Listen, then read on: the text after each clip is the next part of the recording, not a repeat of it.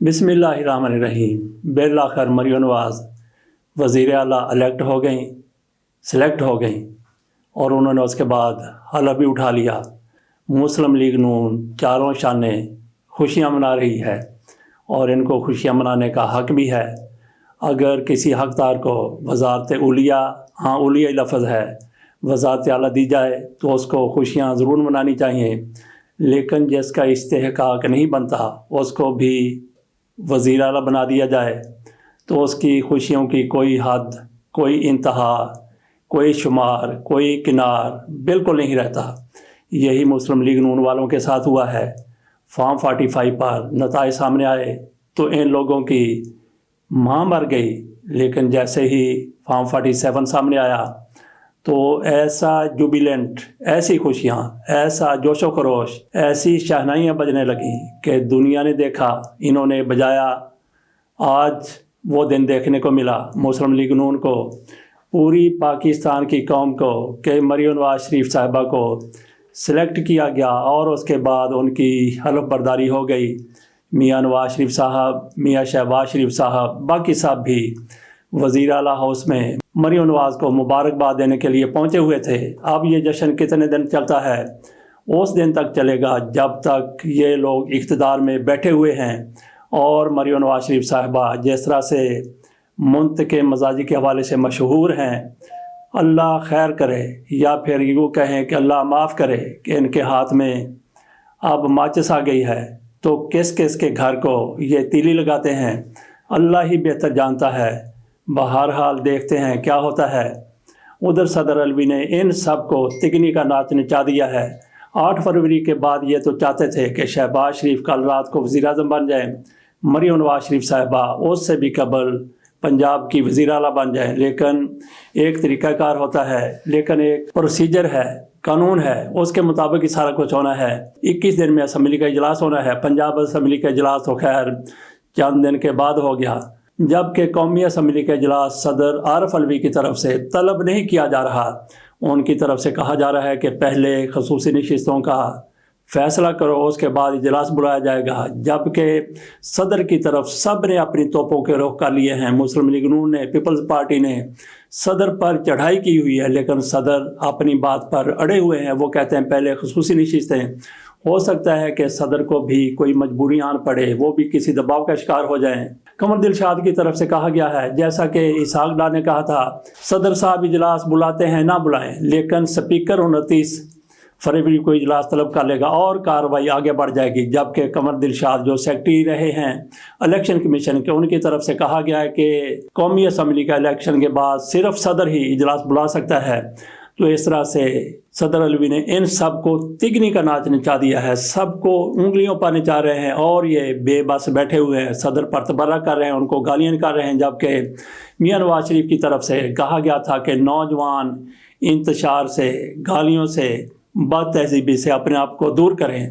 یہ میاں نواز شریف کی طرف سے نوجوانوں کو کہا گیا تھا، یہ تو بوڑھے ٹھہرے ہیں، ان کو کیا کہ کسی کی کردار کشی نہیں کرنی، ان کو کیا کہ بد تہذیبی نہیں کرنی۔ سارا کچھ صدر علوی کے حوالے سے پیپلز پارٹی والے اور مسلم لیگ نون والے آج کل میں ان کے بشمول ان کے اسحاق ڈار کے کر رہے ہیں۔ دیکھتے ہیں کہ صدر کو یہ کس طرح مجبور کرتے ہیں، خصوصی نشستوں کا اعلان کر دیں تو اس سے کیا فرق پڑے گا؟ تحریک انصاف کو ان کا حق دے دیا جائے۔ آپ نے ان سے بلہ چھین لیا، ان سے نشانات چھین لیے، اپنی مرضی کے گھٹیا ترین نشانات دیے، اور اس کے بعد پارٹی کا نام بھی ان کے ہاتھوں سے جاتا رہا۔ اس کے علاوہ اور کیا کچھ رہ گیا ہے جو ان کے ساتھ آپ نے کرنا ہے؟ بہرحال علوی صاحب کی طرف سے کہا گیا ہے کہ پہلے خصوصی نشستوں کا اعلان کیا جائے، اس کے بعد اجلاس طلب کروں گا۔ اور ان کی بات درست بھی ہے کہ ایوان مکمل ہی نہیں ہوتا تو اس سے پہلے کیسے اجلاس طلب کر لیں؟ ذرا اپنی اداؤں پر بھی نگران حکومت جو بڑی تڑیاں لگا رہی ہے، وہ بھی دھمکیاں دے رہی ہے، وہ بی پارٹ ہے ان لوگوں کا،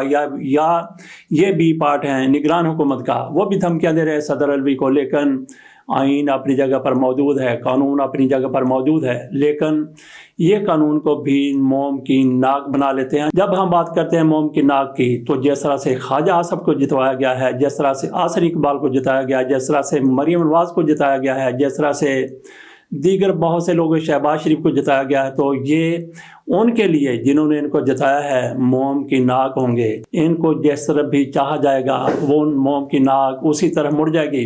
اب تھوڑی سی بات کر لیتے ہیں، راحت فتح علی خان طبلہ بجاتے ہیں۔ کیا بجاتے ہیں؟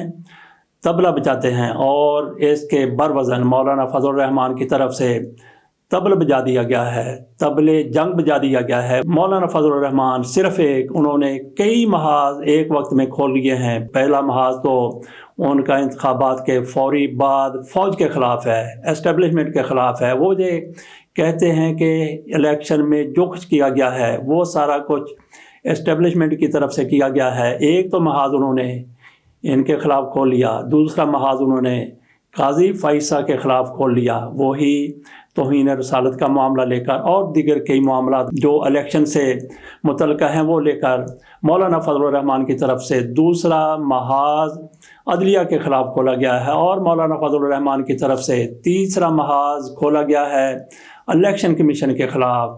ان کو بھی مولانا فضل الرحمان صاحب سیدھی سنا رہے ہیں، اور چوتھا محاذ مولانا فضل الرحمان کی طرف سے کھولا گیا ہے علی امین گنڈا پور کے خلاف۔ علی امین گنڈا پور کے حوالے سے مولانا فضل الرحمان پھر میدان میں آ گئے ہیں۔ مولانا فضل الرحمان کو کیوں میدان میں آنا پڑا؟ کیونکہ علی امین گنڈا پور جو وزیر اعلیٰ خیبر پختونخوا بننے والے ہیں، پرسوں 28 تاریخ کو خیبر پختونخوا اسمبلی کا اجلاس ہو رہا ہے، اس اجلاس میں اسپیکر کا انتخاب کیا جائے گا، اور اس کے اگلے روز پھر وزیر اعلیٰ ان کو بنایا جائے گا، ان کو الیکٹ کیا جائے گا وزیر اعلیٰ۔ علی امین گنڈا پور کو علی امین گنڈا پور وزیر اعلیٰ نامزد ہونے کے بعد اپنے آپ سے باہر ہو گئے۔ ایسا لگا کہ انہوں نے شہد سے نکل کر شراب میں چھلانگ لگا دی ہے، یا شراب سے نکل کر شہد کی بوتل میں وڑ گئے ہیں، جیسا کہ شیر افضل مروت کہتے ہیں۔ ان کی طرف سے بیان داغا گیا کہ مولانا فضل الرحمان پاگل ہو چکا ہے، انہیں میں پاگل خانے میں بھجواؤں گا۔ یہ وہ شخص بات کر رہا ہے جو ایک بڑے صوبے کا وزیر اعلیٰ بننے جا رہا ہے، جس کو تحمل سے برداشت سے کام لینا چاہیے۔ وہ مدہوشانہ قسم کے بیانات دے رہا ہے جیسے وہ فاتر العقل ہو، تو پھر کیا کرنا چاہیے؟ علی امین گنڈا پور کو ان کے ساتھی وہ یہ کریں کہ ایک جوتا پکڑیں، ان کے سر پر بالکل نہ لگائیں، بلکہ ان کو سر پر مارنے کی بجائے، کسی کے سر پر جوتا تو ویسے بھی نہیں مارنا چاہیے جیسا کہ اچھالے جاتے ہیں آج کل جوتے، تو علی امین گنڈا پور کے لیے بہتر ہے کہ کوئی ایسا ٹوٹا پھوٹا جوتا اٹھایا جائے جو ان کو سنگھایا جائے، اور اس سے پہلے وہ جوتا 2-3 مرتبہ کسی گوبر پر مار لیا جائے تو مزید بہتر ہوگا۔ اس سے ان کے ہوش ٹھکانے آ جائیں گے کہ مولانا فضل الرحمان کو یہ کہتے ہیں کہ وہ پاگل ہو گیا ہے، میں اس کو پاگل خانے میں بھیجوں گا۔ تو اگر آپ کو یہ لگتا ہے کہ مولانا فضل الرحمان پاگل ہو گئے ہیں تو پھر کسی نفسیات کے ڈاکٹر کے پاس ان کو لے جائیں۔ اس طرح کی بیان بازی ایک وزیر اعلیٰ کو بالکل ہی مناسب نہیں لگتی، بالکل ہی سوٹ نہیں کرتی۔ مریم نواز شریف صاحبہ پر بھی لوگ بہت تنقید کرتے ہیں، لیکن ان کی طرف سے ایسا بیان آتا رہا ہے، وہ عمران خان کو فتنہ کہتی رہی ہیں، تو ان کی بھی اسی طرح سے لوگ مذمت کیا کرتے تھے۔ اب وہ وزیر اعلیٰ پنجاب بن گئی ہیں، اور علی امین گنڈا پور وہ وزیر اعلیٰ خیبر پختونخوا بننے والے ہیں۔ ان دونوں کے مابین بھی ملاقاتیں ہوا کریں گی، جب کبھی وزیر اعظم اجلاس طلب کیا کریں گے یا فوجی قیادت کوئی اجلاس بلایا کرے گی تو وہاں پہ ان کی ملاقاتیں ہوا کریں گی۔ ادھر مراد علی شاہ وہ بھی وزیر اعلیٰ سندھ منتخب ہو چکے ہیں بلوچستان میں۔ کون وزیر اعلیٰ ہوگا؟ یہ وزیر اعلیٰ بنانے والے یا پھر اللہ بہتر جانتا ہے کہ اس کو ایک سائڈ پہ رکھا ہوا ہے بلوچستان کو۔ بلوچستان میں حکومت سازی کے بارے میں کوئی نئی پیش رفت سامنے نہیں آ رہی۔ ادھر آگ لگی ہوئی ہے کہ شہباز شریف کو وزیر اعظم بنانے کے لیے فوری طور پر قومی اسمبلی کا اجلاس بلایا جائے۔ ادھر بلوچستان میں کسی کو کوئی پرواہ نہیں ہے، کسی کو کوئی فکر نہیں ہے، اپنے کو اوپر لے جانا چاہتے ہیں۔ ہم نے صدر الوی کے حوالے سے بات کی ہے کہ وہ اجلاس نہیں بلا رہے، لیکن ہم نے ایک بھی موقع پر یہ نہیں کہا کہ صدر الوی بڑے بہادر ہیں، بڑے سر پھرے ہیں، وہ کسی کی بات نہیں مانتے۔ تو یہاں پہ دیکھنا یہ بھی ہے کہ صدر الوی کی دم پر کس نے پاؤں رکھا ہوا ہے اجلاس نہ بلانے کے حوالے سے، اور قمر دلشاد وہ کن کا بندہ ہے، وہ فوری طور پر کس طرح سے صدر الوی کے کندھے سے کندھا ملا کر کھڑا ہو گیا ہے۔ تو کیا شہباز شریف واقعی وزیر اعظم بننے والے ہیں؟ بہت بڑا سوال ہے۔ اجازت دیجیے، اللہ حافظ۔